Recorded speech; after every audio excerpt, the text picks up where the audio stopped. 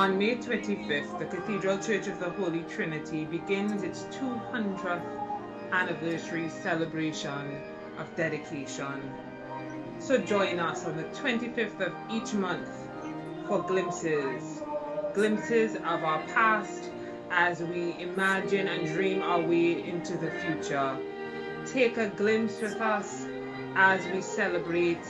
Look out on all of our social media platforms for glimpses of Holy Trinity Cathedral.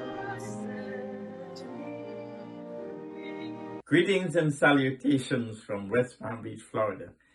I am Canon Winston Joseph, the former rector of All Saints Anglican Church on Marley Street, the former rector of St.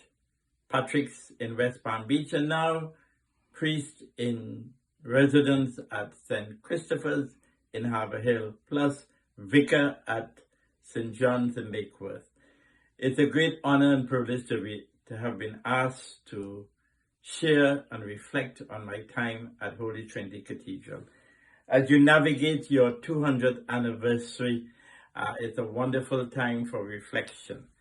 I was confirmed at Holy Trinity Cathedral at the age of 9, and then I sang in the choir from then.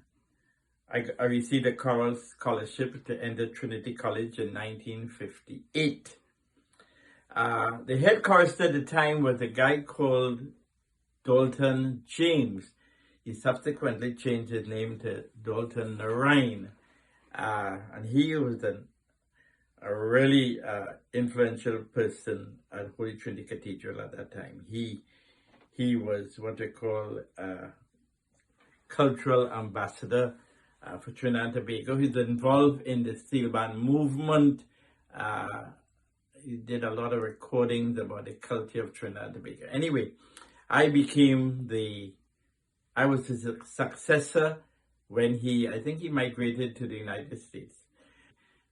As the head chorister, one has to read the first lesson, which comes from Genesis chapter 3, where God asked Adam, "Where are you?" And Adam said that the serpent beguiled me in terms of his behavior. And I remember having read the lesson, instead of saying beguiled, I said begilded me, loud and clear, and to the embarrassment of my principal and all the Trinity College staff members who were present. When I went back to my seat, there's a woman called Esla Morris who sat behind me, and she held on to my right ear, and turned it anti-clockwise. I thought my ear fell out. She was so embarrassed for my mishap. However, I had a wonderful time. There were wonderful people during my days as the head chorister at Trinity Cathedral. We had people like Esla Morris, Daisy Braffett, Ruby Patrick, who looked after us. Being a choral scholar meant that I had to come to the cathedral Monday to Friday from 8 o'clock in the morning to sing matins, and then get back at 5 o'clock to sing evensong.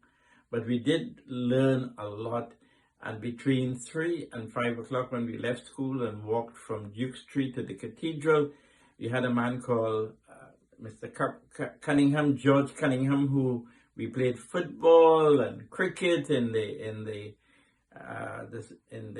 Woodford Square, and then we sang and we went home. So a friend of mine said that the cathedral consumed our boyhood days and our youth.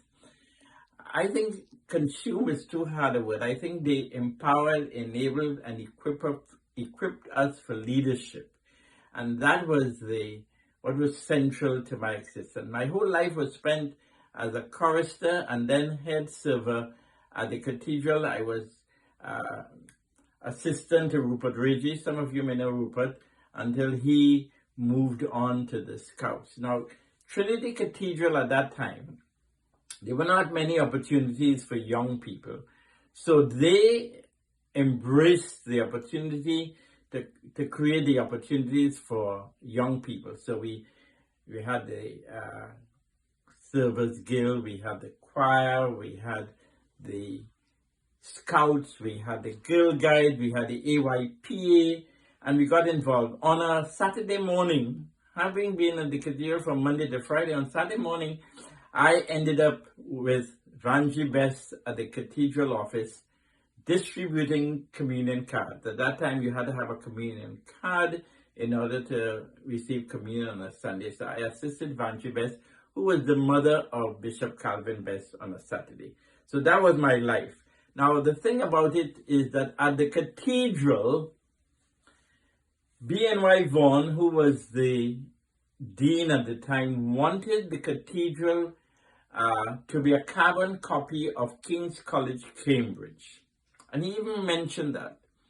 So we had to sing, we had to learn anthems, we had to compete. We even wore the ruffs and looked like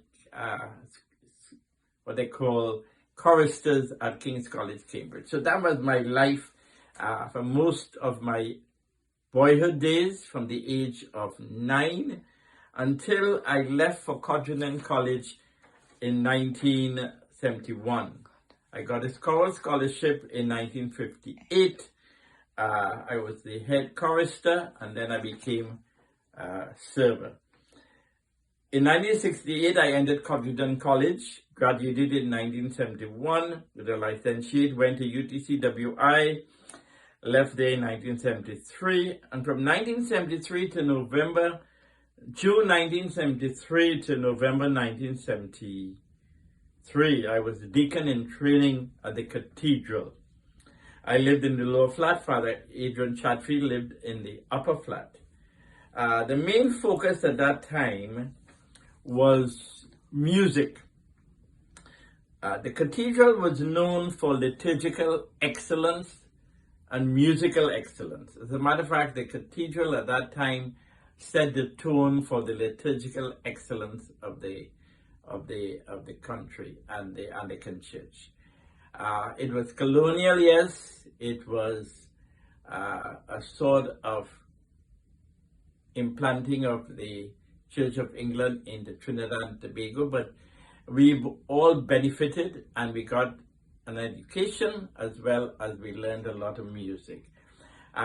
So that was my experience, and it was a wonderful experience. They equipped, enabled, and empowered young people at that time, and that was the focus, as well as musical excellence. So now I would like to extend my congratulations to the Holy Trinity Cathedral on the celebration of the 200th anniversary.